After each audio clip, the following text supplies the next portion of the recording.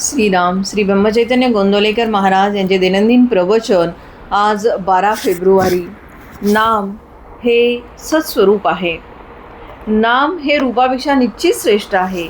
त्यामुळे रूपाचे ध्यान मनामध्ये आले नाही तरी नाम सोडू नये।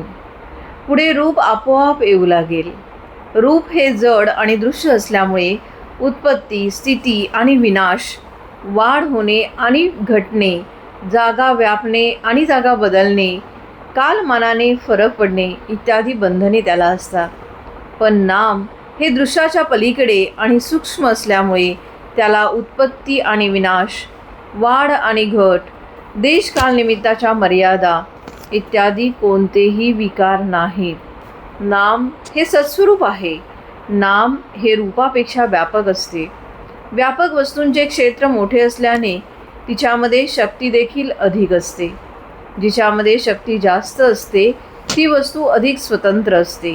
जी वस्तू अधिक स्वतंत्र असते तिला बंधने किंवा मर्यादा कमी असतात। म्हणून नाम हे रूपापेक्षा अधिक व्यापक, अधिक शक्तिमान, अधिक स्वतंत्र आणि अधिक बंधनरहित असते। आपली ज्ञानक्रिया कशी चालते हे पाहू। आपण एका टेकडीवर उभे राहून सृष्टी सौंदर्य पाहिले। त्या पाहण्यामध्ये कोणकोणत्या क्रिया होतात ते पहा। प्रथम डोळ्यांमधून प्रकाश किरणे आत गेली। बाह्य पदार्थांचे मनुष्याला ज्ञान व्हायला इंद्रिये हे पहिलं साधन आहे।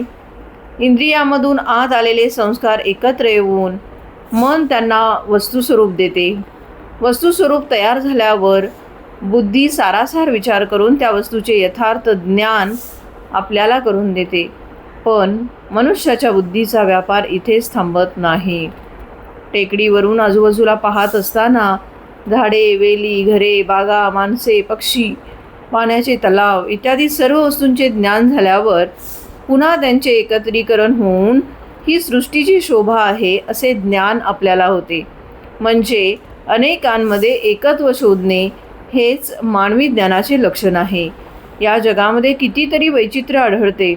नाना तऱ्हेचे दगड, नाना तऱ्हेचे किडे, नाना प्रकारचे पक्षी, प्राणी, या सर्वांची नावे जरी भिन्न असली तरी त्या सर्वांमध्ये असणेपणाचा गुण आहे। म्हणजे सजीव प्राणी झाला तरी तो आहे आणि निर्जीव वस्तू झाली तरी तीही आहे।